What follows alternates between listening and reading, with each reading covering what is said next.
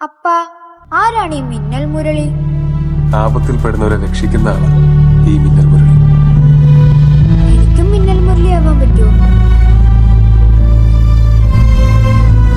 അതിന് നീ ഒരുപാട് വളരണം. ഒരിക്കലെല്ലാം നഷ്ടപ്പെട്ടു എന്ന് തോന്നുന്ന സമയത്ത് ചുറ്റുമുള്ള ആളുകൾക്ക് നിന്നെ പ്രതീക്ഷയോടെ നോക്കാൻ പറ്റും.